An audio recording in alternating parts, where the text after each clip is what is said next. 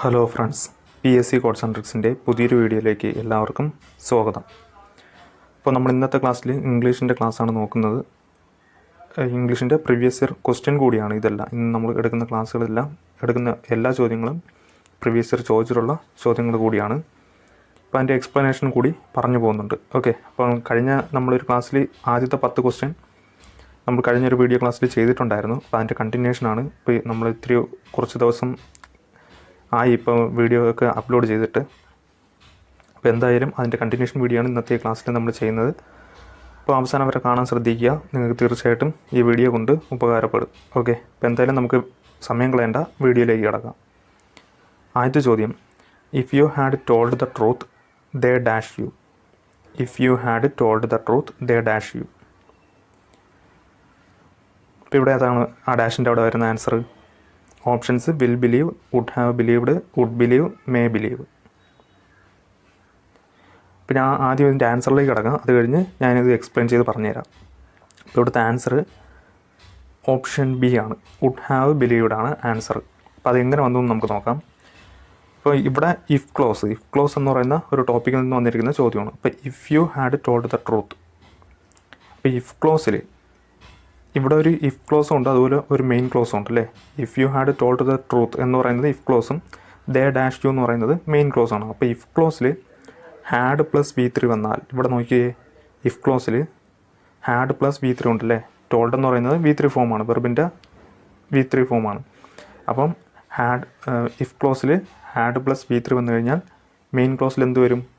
Would have plus V3 വരണം. അപ്പോൾ ഓപ്ഷൻസിൽ ഏതാണ് വുഡ് ഹാവ് പ്ലസ് V3 ആയിട്ടുള്ളത്? ഓപ്ഷൻ ബി മാത്രമേ ഉള്ളൂ അല്ലേ. വുഡ് ഹാവ് ബിലീവ്ഡിൻ്റെ V3 ഫോമാണ് ബിലീവ്ഡ്. ഓക്കെ, അപ്പോൾ ശ്രദ്ധിക്കേണ്ട കാര്യം, ഇഫ് ക്ലോസിൽ ഹാഡ് പ്ലസ് V3 വന്നാൽ, അതായത് പാസ്റ്റ് പെർഫെക്റ്റ് ആണെങ്കിൽ ഇഫ് ക്ലോസിൽ ഹാഡ് പ്ലസ് V3 വന്നു കഴിഞ്ഞാൽ മെയിൻ ക്ലോസിൽ വുഡ് ഹാവ് പ്ലസ് V3 വരണം. വുഡ് ഹാവ് പ്ലസ് V3 വരണം. അപ്പോൾ ഇഫ് ക്ലോസ് ഒക്കെ പഠിച്ചിട്ടുള്ളവർക്ക് ഇതിൻ്റെ ഐഡിയ മനസ്സിലാവും. ആദ്യമായിട്ട് കേൾക്കുന്നുള്ളവർക്ക് ചെറിയൊരു ബുദ്ധിമുട്ടുണ്ടാകും. അപ്പോൾ ശ്രദ്ധിക്കുക, ഇഫ് ക്ലോസിൽ ഹാഡ് പ്ലസ് V3 വന്നു കഴിഞ്ഞാൽ മെയിൻ ക്ലോസിൽ വുഡ് ഹാവ് പ്ലസ് V3 വരണം. ഓപ്ഷൻ ബി ആണ് ആൻസർ. അടുത്ത ചോദ്യം, select the antonym of the word plaintive. Plaintive എന്ന വേർഡിൻ്റെ ആൻറ്റോണിമാണ് ചോദിച്ചിരിക്കുന്നത്, അതായത് ഓപ്പോസിറ്റ് മീനിങ്. അപ്പോൾ ഇവിടെ നിങ്ങൾ ആദ്യം പ്ലെയിൻറ്റീവ് എന്ന വാക്കിൻ്റെ അർത്ഥം എന്താണെന്ന് അറിയണം. എന്താണ് പ്ലെയിൻറ്റീവ് എന്ന വാക്കിൻ്റെ അർത്ഥം?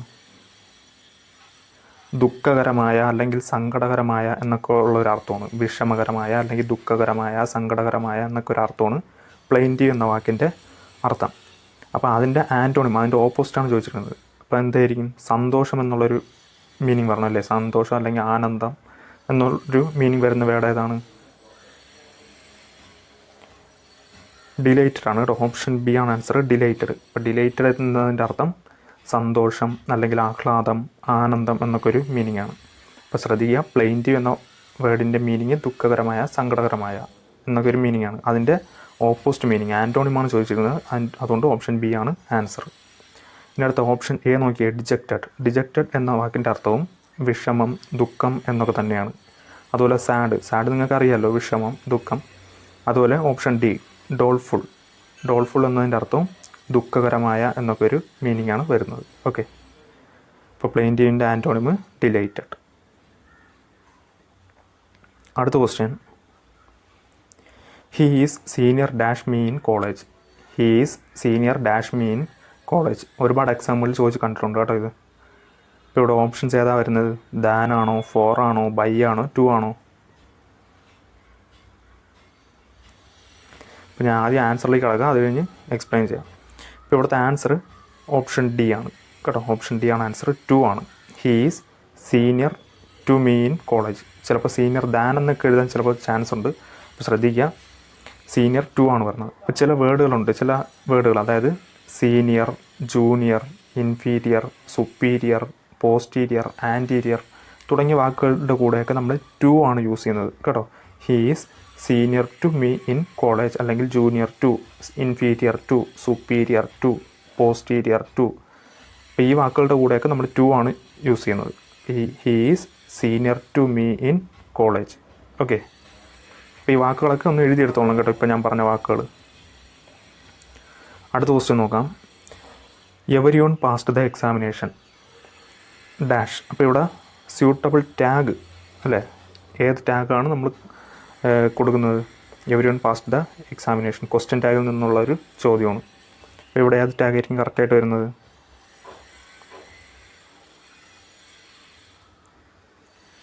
അപ്പോൾ ഇവിടെ നമുക്ക് ഓപ്ഷൻ എലിമിനേഷൻ മെത്തേഡ് വെച്ച് നമുക്ക് കണ്ടെത്താം. അപ്പോൾ നിങ്ങൾ നോക്കുക, every one passed the examination. Every one എന്നുണ്ടല്ലേ, എവരി വൺ ഉണ്ടെങ്കിൽ ക്വസ്റ്റ്യൻ ടാഗിൽ എന്ത് വരും? ദേ വരണം അല്ലേ. എവരി വൺ സെൻറ്റൻസിൽ എവരി വൺ ഉണ്ടെങ്കിൽ എവരി വൺ ഉണ്ട്, അപ്പോൾ സ്റ്റാർട്ട് ചെയ്യുന്നത് എവരി വൺ ആണ്. അപ്പോൾ എന്ത് വരണം? ക്വസ്റ്റ്യൻ ടാഗിൽ ദേ വരണം. അപ്പോൾ ഇവിടെ ഓപ്ഷൻസിൽ ഏതാ ദേ ഉള്ളത്? ഓപ്ഷൻ ബിയും സിയും ആണ്. ഇവിടെ ഹി ആണ്, ഓപ്ഷൻ എയിൽ ഹി ആണ്, അപ്പോൾ നമുക്ക് ക്യാൻസൽ ചെയ്യാം. പിന്നെ ഓപ്ഷൻ ഡിയും ഹി ആണ് വരുന്നത്, അതും ക്യാൻസൽ ചെയ്യാം. പിന്നെ ഉള്ളത് ഡോണ്ട് ദേയും ഡിഡിൻറ്റ് ദേയും. അപ്പോൾ ഇവിടെ നമ്മൾ നോക്കുക, ഓക്സിലറി വെർബുണ്ടോ? ഇല്ല. അപ്പോൾ ഇവിടെ പാസ്ഡ് ആണുള്ളത്. പാസ്റ്റിനെ നമ്മൾ സ്പ്ലിറ്റ് ചെയ്യണം. പാസ്റ്റിനെ സ്പ്ലിറ്റ് ചെയ്യുമ്പോൾ എങ്ങനെ വരും? ഡിഡ് പ്ലസ് പാസ്സാണ് പാസ്ഡ്, ഡിഡ് പ്ലസ് പാസ്സാണ് പാസ്ഡ്. അപ്പോൾ ഡിഡ് ചേർത്തിട്ട് വേണം എന്ത് ചെയ്യേണ്ടത്? നമ്മൾ ടാഗ് ഉണ്ടാക്കേണ്ടത്. അപ്പോൾ അതുകൊണ്ട് തന്നെ ഏത് വരും ആൻസർ? ഡോണ്ട് ദേ ആണോ ഡിഡിൻറ്റ് ദേ ആണോ വരുന്നത്? ഡിഡിൻറ്റ് ദേ ആണ് ആൻസർ. ഓപ്ഷൻ സി ആണ് ആൻസർ. അപ്പോൾ ആദ്യമേ ശ്രദ്ധിക്കുക, ഇപ്പോൾ ഓപ്ഷൻസ് തന്നിരിക്കുന്നതെല്ലാം ക്വസ്റ്റ്യൻ ടാഗ് എന്താണ്? നെഗറ്റീവാണ് അല്ലേ, എല്ലാത്തിലും നോട്ടുണ്ട്. അപ്പോൾ അത് നമ്മൾ നോക്കേണ്ട കാര്യമില്ല. പിന്നെ നോക്കുക എവരി വൺ വരുമ്പോൾ ക്വസ്റ്റ്യൻ ടാഗിൽ ദേ വരണം. ദേ ഉള്ളത് 2 എണ്ണത്തിലേ ഉള്ളൂ, ഓപ്ഷൻ ബിയും സിയും. പിന്നെ നോക്കേണ്ടത് ഓക്സിലറി വെർബാണ്. ഇവിടെ ഓക്സിലറി വെർബ് തന്നിട്ടില്ല, അപ്പോൾ അതുകൊണ്ട് നമ്മൾ പാസ്റ്റിനെ സ്പ്ലിറ്റ് ചെയ്യും. പാസ്റ്റിനെ സ്പ്ലിറ്റ് ചെയ്യുമ്പോൾ ഡിഡ് പ്ലസ് പാസ്സാണ് പാസ്ഡ്. അപ്പോൾ ഡിഡ് വെച്ചിട്ട് വേണം എന്ത് ചെയ്യേണ്ടത്? ക്വസ്റ്റ്യൻ ടാഗ് ഉണ്ടാക്കേണ്ടത്. അപ്പോൾ അതുകൊണ്ട് തന്നെ ഓപ്ഷൻ സി ഡിഡിൻ്റെ ദേ ആണ് ആൻസർ. അപ്പോൾ എല്ലാവർക്കും മനസ്സിലായെന്ന് കരുതുന്നു. എന്തെങ്കിലും ഡൗട്ട് ഉണ്ടെങ്കിൽ നിങ്ങൾ വീഡിയോ താഴെ കമൻറ്റ് ചെയ്യുക കേട്ടോ, റിപ്ലൈ തരാം.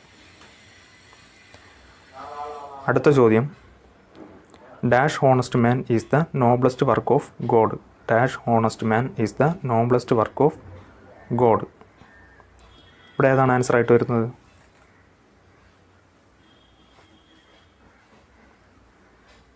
ഇവിടുത്തെ ആൻസർ ഓപ്ഷൻ എ ആണ് കേട്ടോ, ആനാണ് ആൻസറായിട്ട് വരുന്നത്. ഇപ്പോൾ ഇതൊരു പഴഞ്ചൊല്ലാണ് കേട്ടോ, പ്രോവർബാണ്. ഇപ്പോൾ പ്രോവർബെല്ലാം നമ്മൾ അത് കറക്റ്റായിട്ടുള്ള അത് തന്നെ എഴുതണം. An honest man is the noblest work of God. പഴഞ്ചൊല്ലാണ് കേട്ടോ, പ്രോവർബാണ്, അത് ശ്രദ്ധിച്ചോളണം. An honest man is the noblest work of God. അടുത്ത question, I saw a dash of bees. I saw a dash of bees. Options stack, band, swarm, pride. ഇതേത് ടോപ്പിക്കിലാണ്? ഇംഗ്ലീഷിലെ ഏത് ടോപ്പിക്കിൽ നിന്നാണ് ഈ ചോദ്യം വന്നിരിക്കുന്നത്? കളക്റ്റീവ് നോൺ കേട്ടോ, കളക്റ്റീവ് നോൺ. അപ്പോൾ ബീസിൻ്റെ കളക്റ്റീവ് നോൺ എന്താണെന്ന് അറിയണം. ബീസിൻ്റെ കളക്റ്റീവ് നോൺ എന്താണ്? സ്വാം ആണ് കേട്ടോ. ഒരുപാട് എക്സാമ്പിളിൽ ചോദിച്ച് കണ്ടിട്ടുണ്ട്. ഓപ്ഷൻ സി ആണ് ആൻസർ, സ്വാം. ബീസിൻ്റെ കളക്ഷന്, അതായത് ബീസിൻ്റെ കൂട്ടത്തെ നമ്മൾ സ്വാം എന്നാണ് പറയുന്നത് കേട്ടോ. I saw a swarm of bees. I saw a swarm of bees. ബീസിൻ്റെ കളക്റ്റീവ് നോണാണ് സ്വാം. അടുത്ത ക്വസ്റ്റ്യൻ നോക്കാം. Choose the correct synonym for weary. ഇപ്പോൾ വിയറി എന്ന വാക്കിൻ്റെ സിനോണിമാണ് ചോദിച്ചിരിക്കുന്നത്. വിയറി എന്ന വാക്കിൻ്റെ സെയിം മീനിങ് ഉള്ള വേർഡ് ഏതാണ്?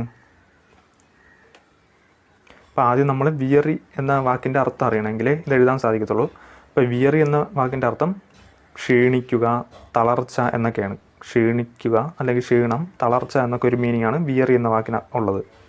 അപ്പോൾ അതിൻ്റെ സെയിം മീനിങ് വരുന്ന ഇവിടെ ഏതാണ്?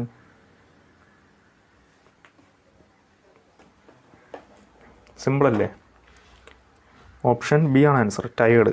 ടയേർഡ് അല്ലേ നമ്മൾ ക്ഷീണിതനാണ് എന്നൊക്കെ പറയത്തില്ലേ. അപ്പോൾ ക്ഷീണം, തളർച്ച എന്നൊരു സെയിം മീനിങ് ഉള്ളത് ഏതാണ്? വിയറി എന്നതിൻ്റെ അർത്ഥം ക്ഷീണം, തളർച്ച എന്നൊക്കെയാണ്. അതിൻ്റെ സെയിം മീനിങ് വരുന്നത് അഥവാ സിനോണിം എന്ന് പറയുന്നത് ടയേർഡാണ്. ഓപ്ഷൻ ബി ആണ് ആൻസർ, ടയേർഡ്. അടുത്ത question, select the correctly spelled word from the following option. ഇപ്പം ഹാൻകർച്ചീഫ് എന്ന വാക്ക് കറക്റ്റായിട്ടുള്ള വേർഡ് ഏതാണിതിൽ? പെട്ടെന്ന് കാണുമ്പോൾ നമ്മൾ ആ കൺഫ്യൂഷനായി പോകും. ഇപ്പോൾ ഇവിടുത്തെ ആൻസർ നിങ്ങൾക്ക് കിട്ടിയെന്ന് വരുന്നു. ഇവിടുത്തെ ആൻസർ ഓപ്ഷൻ സി ആണ് കേട്ടോ, ഓപ്ഷൻ സി ആണ് ആൻസർ, ഹാൻകർച്ചീഫ്. ആദ്യം ഹാൻഡ് എഴുതുക, HAND, അത് കഴിഞ്ഞ് KER, അത് കഴിഞ്ഞ് ചീഫ്, CHIEF. അപ്പോൾ 3ആയിട്ട് സ്പ്ലിറ്റ് ചെയ്തത് കേട്ടോ. Handkerchief, handkerchief. Option C ആണ് ആൻസർ. അടുത്ത ചോദ്യം, select the suitable one word substitute for an ability to make good judgements and take quick decisions. അപ്പോൾ വൺ വേർഡ് സബ്സ്റ്റിറ്റ്യൂട്ട് ആണ് അല്ലേ. One word, an ability to make good judgements and take quick decision എന്നതിൻ്റെ one word substitute എന്താണ് ഈ തന്നിരിക്കുന്നതിൽ? Acumen ആണ് കേട്ടോ. Option A ആണ് ആൻസർ, അക്യുമെൻ. ഒരുപാട് തവണ ചോദിച്ചിട്ടുണ്ട് കേട്ടോ എക്സാമുകളിൽ ഇത്. ഇപ്പോൾ അക്യുമെൻ എന്നതിൻ്റെ അർത്ഥം സൂക്ഷ്മ ബുദ്ധി, കാര്യഗ്രഹണ ശക്തി എന്നൊക്കെയാണ് അർത്ഥം വരുന്നത്. അപ്പോൾ അത് നമുക്ക് ഈ സെൻറ്റൻസ് വായിക്കുമ്പോൾ അറിയാമല്ലോ, an ability to make good judgments അല്ലേ, good judgements and take quick decisions, പെട്ടെന്ന് ഡിസിഷൻ എടുക്കാൻ സാധിക്കുന്നത്.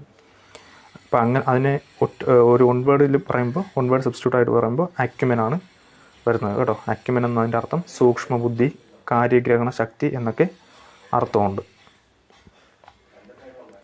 നമുക്ക് അടുത്ത ചോദ്യം നോക്കാം. അടുത്തത്, while walking in the park I dash an old friend. While walking in the park I dash an old friend. Options came by, came off, came out, came across. ഏതാണ് ആൻസറായി വരുന്നത്?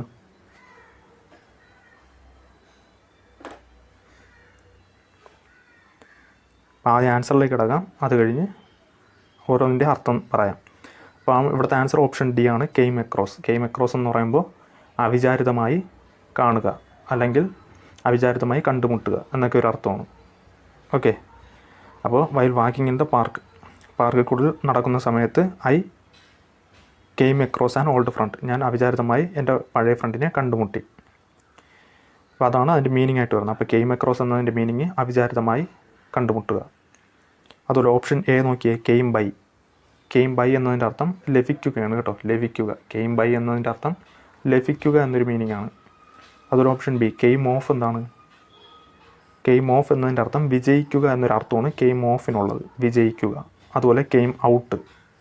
കെയിം ഔട്ട് എന്നതിൻ്റെ അർത്ഥം പുറത്തു വരിക എന്നൊക്കെ ഒരു അർത്ഥമാണ്.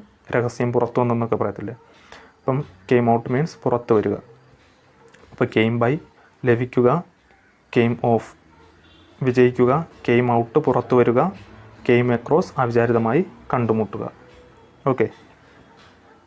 അപ്പോൾ ഇന്നത്തെ ഇത്രയും ക്വസ്റ്റ്യൻസ് നമ്മൾ നോക്കുന്നുള്ളൂ. അപ്പോൾ ഈ ക്വസ്റ്റ്യൻസ് എല്ലാം നിങ്ങൾക്ക് മനസ്സിലായെന്ന് കരുതുന്നു. എന്തെങ്കിലും ഡൗട്ട് ഉണ്ടെങ്കിൽ നിങ്ങൾ വീഡിയോയുടെ താഴെ കമൻറ്റ് ചെയ്യുക. അതുപോലെ ഇനിയും ഇംഗ്ലീഷിൻ്റെയും അതുപോലെ തന്നെ മലയാളത്തിൻ്റെ ക്ലാസ്സുകൾ വേണമെന്നുണ്ടെങ്കിൽ നിങ്ങൾ വീഡിയോയുടെ താഴെ കമൻറ്റ് ചെയ്യാനും കൂടി ശ്രദ്ധിക്കുക. ഓക്കെ. അപ്പോൾ വീഡിയോ പ്രയോജനപ്പെടുമെന്ന് തോന്നിയാൽ ചാനലൊക്കെ ഒന്ന് സപ്പോർട്ട് ചെയ്യാനും കൂടി ശ്രദ്ധിക്കുക. പുതിയൊരു വീഡിയോയുമായി കാണുന്നവരെ ഗുഡ് ബൈ.